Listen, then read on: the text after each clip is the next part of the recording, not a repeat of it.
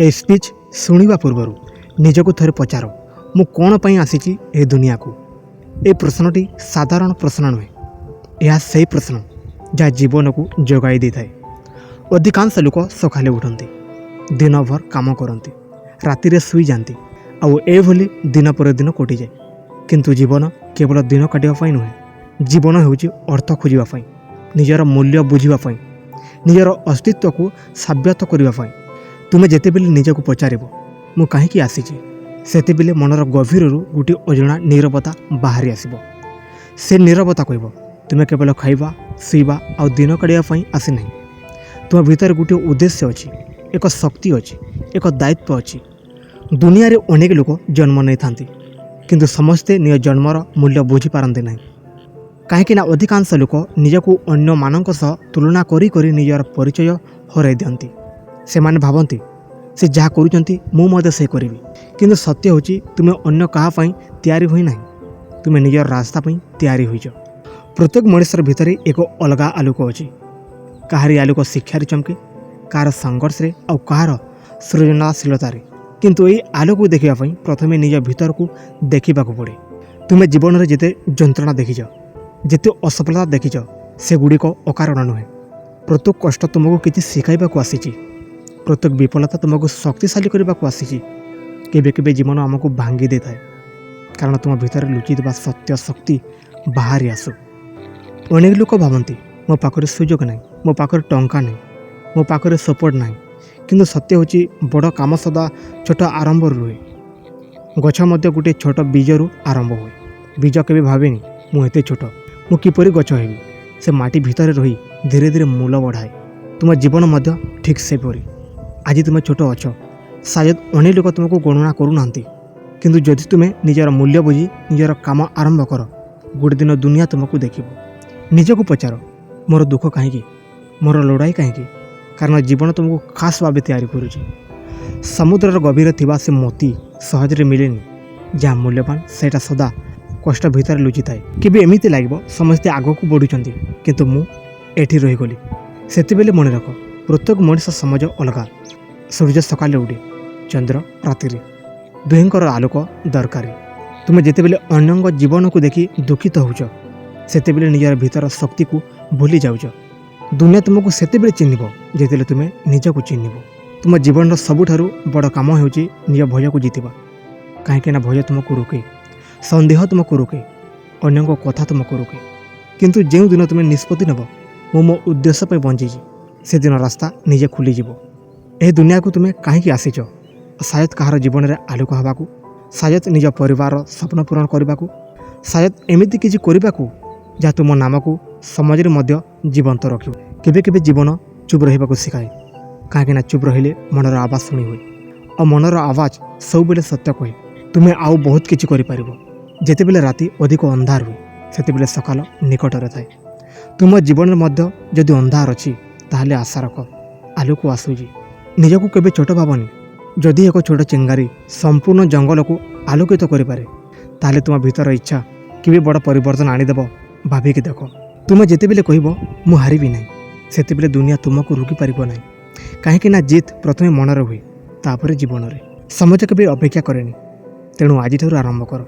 जहाँ भावुच ताहा कर, जहाँ शिखा चाहूच शिख, जहाँ हेबाकू चाहूच से दिग को चल। मन रख तुम जन्म साधारण नुहे, तुम्हें एक कारण पर आसीच। एबे सही कारण को खोजा तुम दायित्व।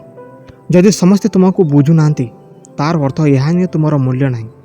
हीरार मूल्य समस्ते बुझीपारती ना। जदि तुम भीतर से स्वप्न अच्छी, से कारण बिना नुहे जे स्वप्न आसे, से सहित शक्ति आसे। केवल दरकार विश्वास। देख जीवन सबुठारु बड़ प्रश्न होची तुम्हें एते दिन बंचिल से नुहे, बरम तुम्हें जेते दिन बंचिल से समाज कौन करगल। अनेक लोक ये दुनिया को आसती, दिन काटती, बयस बढ़े एवं गोटे दिन चली जाती। किंतु केतेक लोक अछंती से माने केवल बंचती ना, से माने निजर अस्तित्व को चिन्ह रखी जाती। से माने एमिति काम करती जहाँ समाज पर मन पड़े। तुम्हें ठीक से ही पार जदि आज निजक गभीरता भाव में नेबाक आरंभ कर। तुम भीतर जे स्वप्न अच्छी से केवल स्वप्न नुहे, सी हूँ तुम जीवन डाक। सी हूँ तुम भीतर से आवाज जहाँ प्रतिदिन कहूँ आउ अधिक कर, आउ आग को बढ़, ଏଠି ରୁହନି। କିନ୍ତୁ ସମସ୍ୟା ହେଉଛି ଅନେକ ସମାଜ ଆମେ ନିଜ ଆବାଜକୁ ଶୁଣିବା ବଦଳରେ ଦୁନିଆ ଶବ୍ଦକୁ ଶୁଣୁ।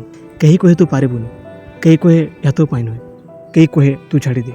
ଆଉ ଧୀରେ ଧୀରେ ମଣିଷ ନିଜର ଶକ୍ତିକୁ ଭୁଲିଯାଏ। କିନ୍ତୁ ସତ୍ୟ ହେଉଛି ଯେ ପର୍ଯ୍ୟନ୍ତ ତୁମେ ନିଜେ ହାର ମାନି ନାହଁ ସେ ପର୍ଯ୍ୟନ୍ତ ତୁମକୁ କେହି ହରାଇ ପାରିବେ ନାହିଁ। ତୁମ ଭିତରେ ଏମିତି ଶକ୍ତି ଅଛି ଯାହାକୁ ସାୟଦ ତୁମେ ଏଯାଏଁ ଚିହ୍ନି ପାରିନି। କେବେ କେବେ ଜୀବନ ତୁମକୁ ଏକା କରିଦେବ, କେବେ ଲାଗିବ ମୋ ସାଥିରେ କେହି ନାହିଁ, କେବେ ଲାଗିବ ତୁମ ପ୍ରୟାସ କୌଣସି ମୂଲ୍ୟ ନାହିଁ। କିନ୍ତୁ ସେହି ସମୟରେ ମଣିଷ ନିଜକୁ ସବୁଠାରୁ ଭଲ ଭାବରେ ଚିହ୍ନିପାରେ।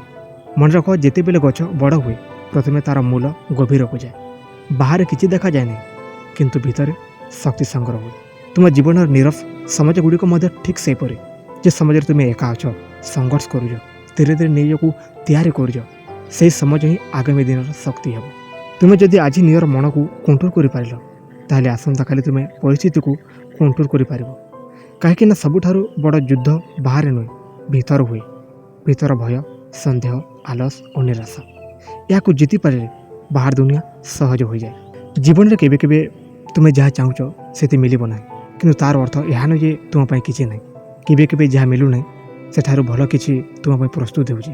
ତେଣୁ ଧୈର୍ଯ୍ୟ ଧର, ସମାଜକୁ ସମୟ ଦିଅ, ପ୍ରତ୍ୟେକ ଦିନ ନିଜର ଭଲ ଭର୍ଜନ ହେବା ପାଇଁ କାମ କର। ଦୁନିଆ ତୁମକୁ ସେତେବେଳେ ସମ୍ମାନ ଦେବ ଯେତେବେଳେ ତୁମେ ନିଜକୁ ସମ୍ମାନ ଦେବ। ତୁମେ ଯଦି ନିଜ ସମାଜକୁ ବ୍ୟର୍ଥ କର, ନିଜ ସ୍ୱପ୍ନକୁ ଅବହେଳା କଲ, ତାହେଲେ ଦୁନିଆ କାହିଁକି ତୁମକୁ ଗମ୍ଭୀରତାରେ ନେବ?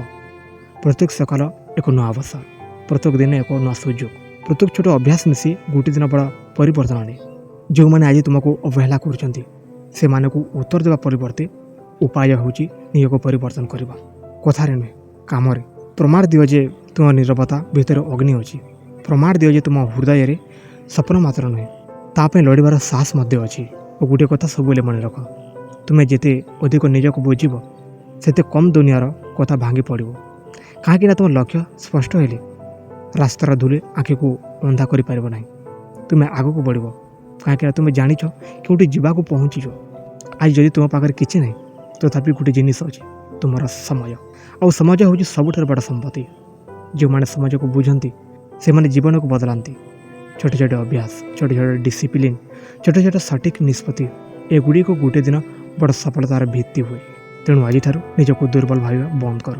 ତୁମେ ଯାହା ଭୋଗୁଛ ସେ କେବଳ ପରୀକ୍ଷା, ତୁମେ ଯାହା ହରାଇଛ ସେ କେବଳ ଶିକ୍ଷା, ତୁମେ ଯାହା ପାଇବାକୁ ଯାଉଛ ସେ ତୁମର ଧୈର୍ଯ୍ୟ, ପରିଶ୍ରମ ଆଉ ବିଶ୍ୱାସର ଫଳ।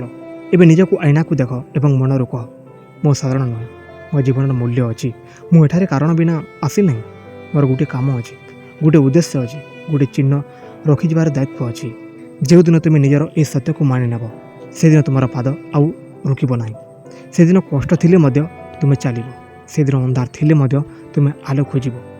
କାହିଁକିନା ତୁମ ଭିତରେ ଏକ ନୂଆ ଜୀବନର ଜାଗି ଉଠିବ। ଆଉ ଶେଷରେ ଏତିକି ମନେ ରଖ, ନିଜକୁ କେବେ ଛୋଟ କରନି। ଦୁନିଆ ତୁମକୁ କିପରି ଦେଖୁଛି ତାଠାରୁ ବଡ଼ କଥା ହେଉଛି ତୁମେ ନିଜକୁ କିପରି ଦେଖୁଛ। ଯଦି ତୁମେ ନିଜର ମୂଲ୍ୟ ବୁଝିଗଲ ତାହେଲେ ଗୋଟିଏ ଦିନ ଦୁନିଆ ମଧ୍ୟ ବୁଝିଯିବ। ଆଉ ସେଦିନ ତୁମେ ପଛକୁ ଘୁରି ଦେଖିବ ଏବଂ କହିବ, ହଁ ମୁଁ ହାରିନି, ମୁଁ ରୁକିନି, ମୁଁ ମୋ ଉଦ୍ଦେଶ୍ୟ ପାଇଁ ଲଢ଼ିଛି ଏବଂ ସେଥିପାଇଁ ଆଜି ମୁଁ ଏଠାରେ ଅଛି।